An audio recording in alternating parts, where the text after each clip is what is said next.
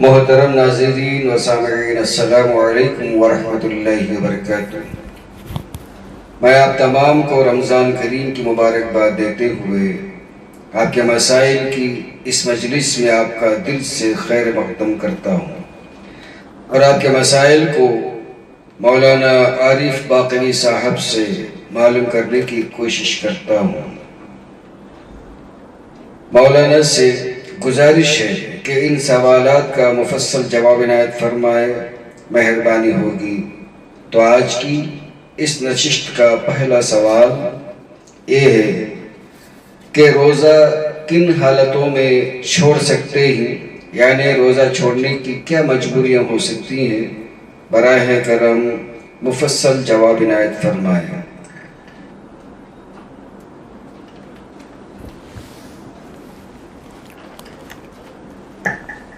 السلام علیکم ورحمۃ اللہ وبرکاتہ۔ الحمد للہ رب العالمین والعاقبۃ للمتقین والصلاة والسلام علی سید الانبیاء والمرسلین وعلی آلہ الطیبین الطاہرین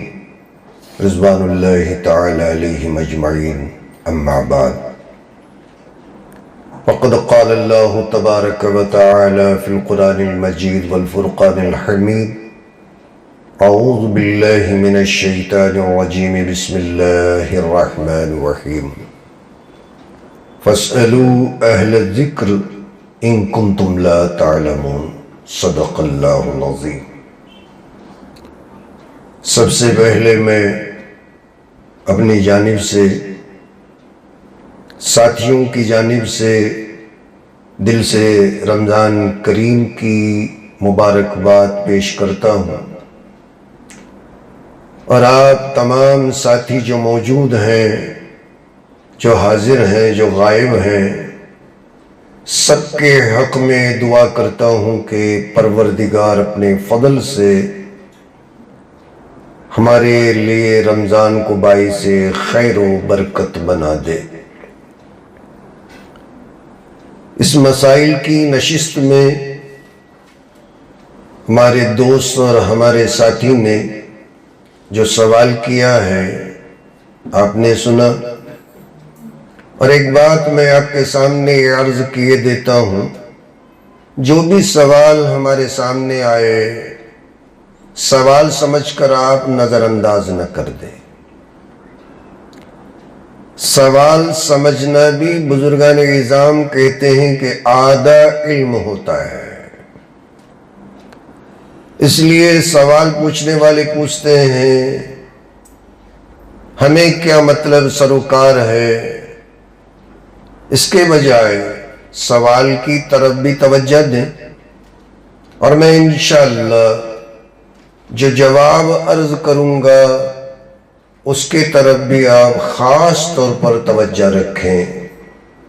اس نشست کا مقصد بس یہی ہے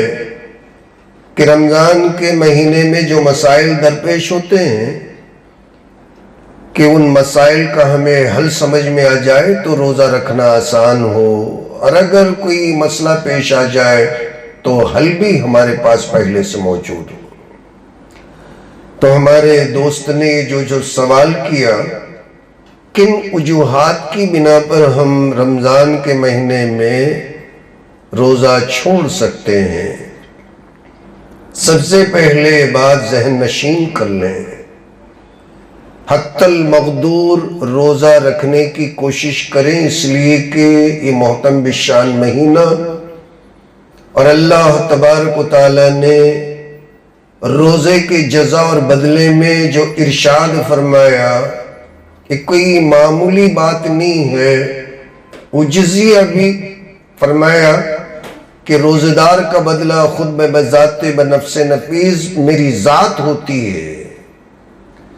اس سے پتہ چلتا ہے، ہر ایک کو اندازہ ہوتا ہے، اللہ کی نظر میں، قرآن اور حدیث پڑھنے والوں کی نظر میں، امام الانبیاء کی نظر میں روزے کی کتنی بڑی اہمیت ہوتی ہے۔ اللہ خود اس کی جزا بنتا ہے، بدلہ بنتا ہے۔ اللہ تبارک و تعالی ہمیں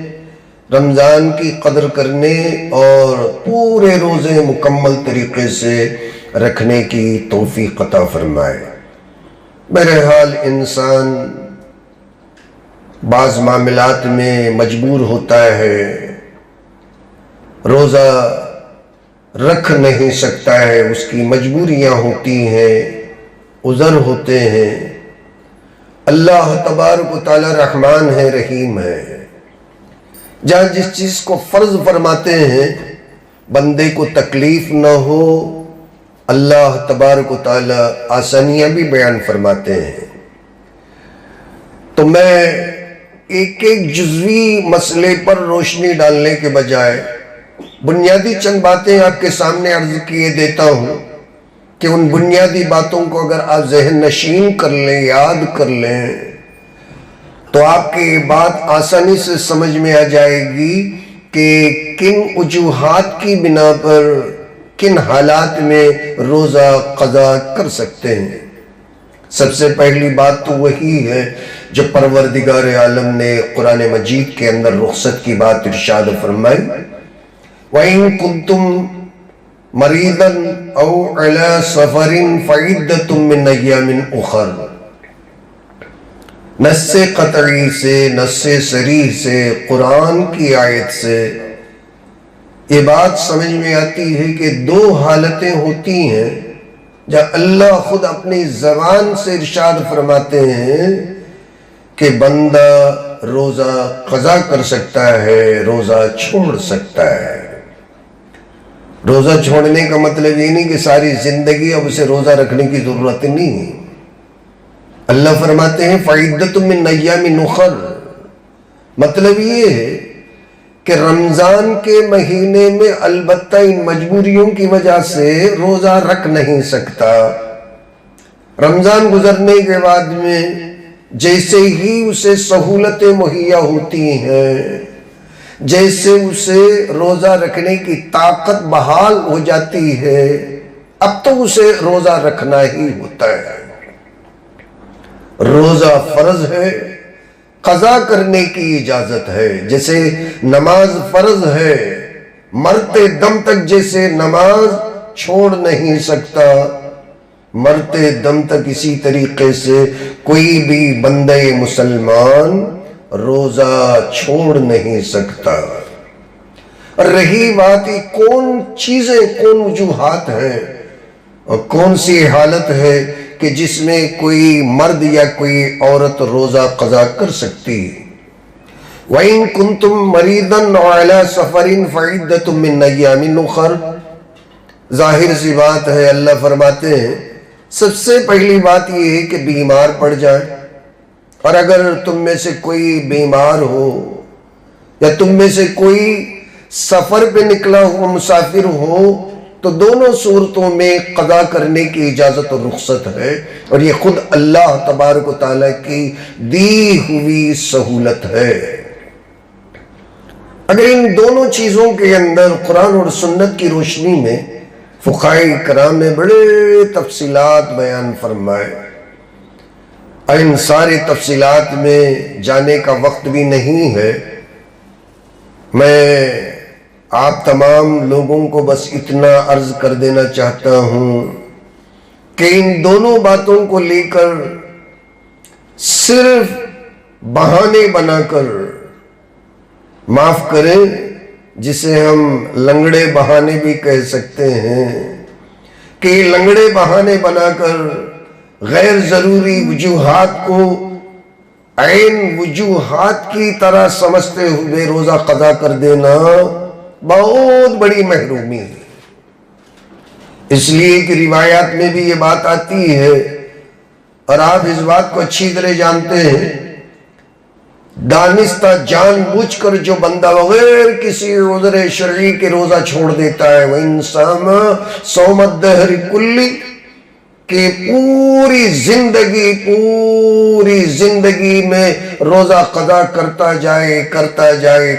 جائے، رمضان کے ایک روزے کے برابر بھی وہ ثواب حاصل کر نہیں سکتا ہے۔ اس لیے رمضان کا ایک روزہ زندگی کے سارے روزوں کے برابر، چاہے ساری زندگی قضا کرتا رہے، اس کے درجے کو پہنچ نہیں سکتا ہے۔ اس لیے لنگڑے بہانے بنائے بغیر اللہ نے جو رخصت عنایت فرمائی ہے، کل کو اس رخصت کو لے کر، عذر کو لے کر، بہانے کو لے کر اللہ کے سامنے بھی تو حاضر ہونا ہے۔ پھر اللہ سوال کریں گے تو جو عذر بندہ یہاں اپنے آپ کو دنیا میں سمجھاتا ہے اور لوگوں کو سمجھاتا ہے، یہی عذر اور یہی بہانہ کل کے دن اللہ کے ہاں بھی مقبول ہو جائے تو بندہ اور بندے کا بیڑا پار لگ جاتا ہے۔ تو تفصیلی بات تو یہی ہے کہ اگر بندہ بیمار ہے، اور بیمار کے تعلق سے فقہاء کرام نے اور جو بیان فرمایا کہ روزہ رکھنے کی وجہ سے اس کی بیماری کے بڑھ جانے کا اندیشہ ہو، سحری کھا کر بھوک اور پیاس برداشت کرنے کی وجہ سے اگر اس کی بیماری میں اضافہ ہو جاتا ہے اور پھر جان پہ بات آ جاتی ہے، ہسپتال میں داخل ہونا پڑتا ہے اور اس کی طبیعت بالکل خراب ہو جاتی ہے، یہاں تک کہ روزہ توڑنے کی نوبت آ جاتی ہے، اور ایسا بارہا تجربہ ہوا ہے، اب اسے روزہ قضا کرنے کی اجازت ہے۔ ایسا نہیں کہ ذرا سی سردی ہو گئی، ایسا نہیں کہ ذرا سی کھانسی ہو گئی، ایسا نہیں کہ ذرا سا سر میں درد ہو گیا اور اس بہانے سے سحری چھوڑ کر بندہ سمجھ لیا کہ یہ سر میں درد کی وجہ سے روزہ نہ رکھنے کی اجازت مل گئی۔ یہ بہانہ ہے۔ ان جیسے چھوٹے چھوٹے بہانوں سے روزہ چھوڑنا سخت محرومی ہے، گناہ کبیرہ ہے، بہت بڑا گناہ ہے۔ شوگر کے پیشنٹ ہوتے ہیں اور اگر یہ روزہ رکھ سکتے ہیں تو ان پہ روزہ رکھنا فرض ہے۔ شوگر کے پیشنٹ وہ جو روزہ رکھ کر اگر ان کے شوگر کے اندر تخفیف ہو جاتی ہے، شوگر لیول گر جاتا ہے اور جس کی وجہ سے ان کے جان پہ بات آ جاتی ہے، ہسپتال جانا پڑتا ہے، اور روزہ رکھ کر بھی ان کو روزہ توڑنے کی ضرورت ہو جاتی ہے، نوبت آ پڑتی ہے،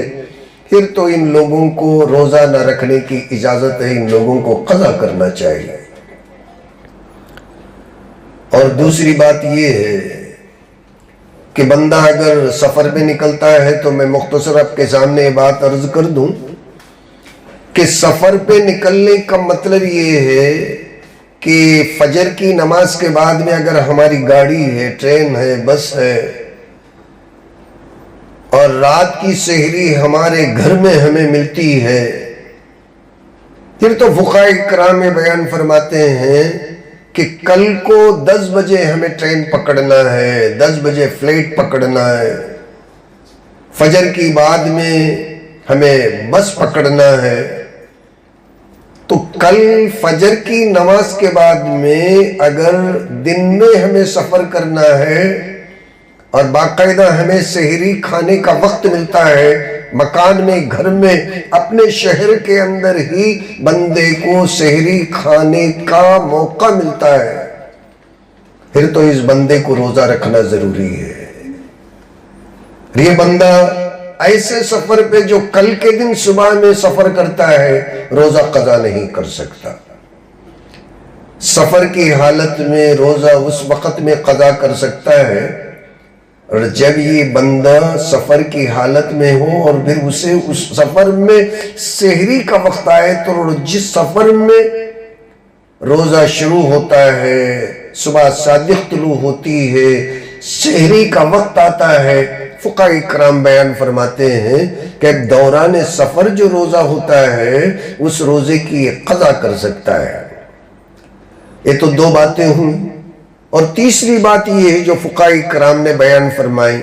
حاملہ عورت ہے اور پھر پچھلا اسے بھی تجربہ ہے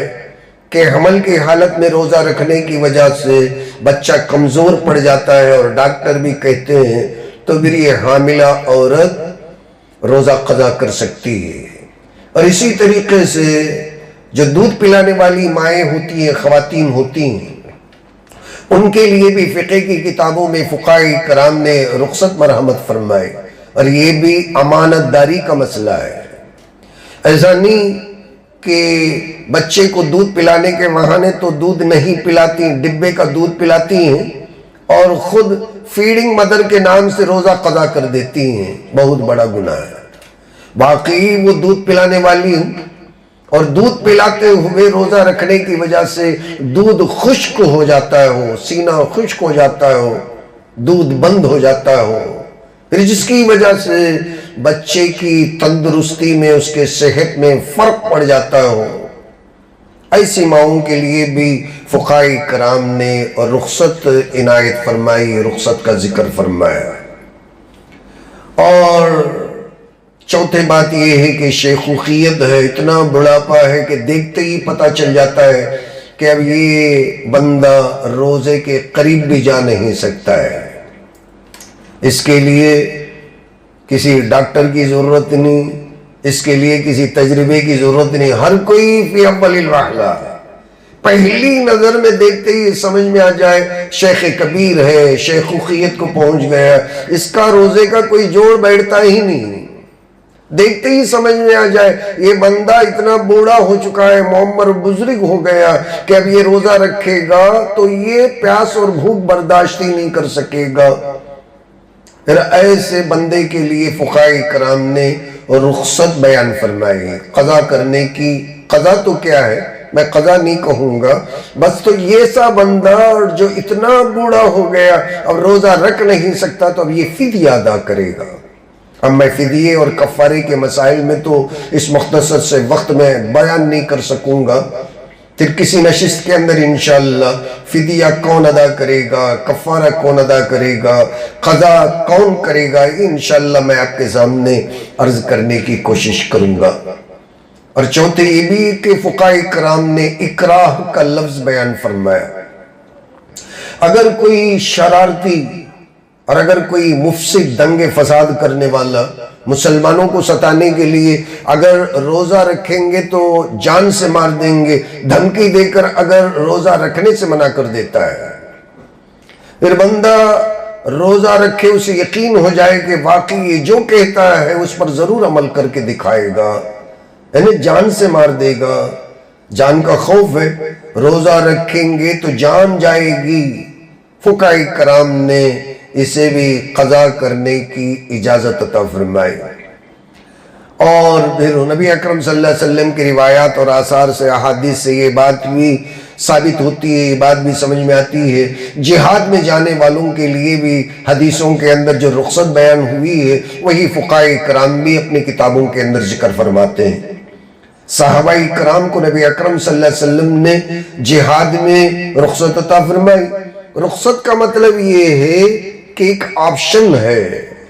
کہ چاہیں تو روزہ قضا کرے، چاہیں تو روزہ رکھیں۔ اس کا مطلب یہ نہیں کہ قضا کرنے کا مطلب توانائی ہے، طاقت ہے، اور اس کے باوجود بھی چھوڑنے کو فرض سمجھے۔ رخصت ہوتی ہے، اجازت ہوتی ہے۔ اجازت کو فرض سمجھنا یہ غلط فہمی ہے۔ اجازت کا مطلب یہ ہوتا ہے کہ اگر تکلیف ہے تو بندہ قضا کر سکتا ہے،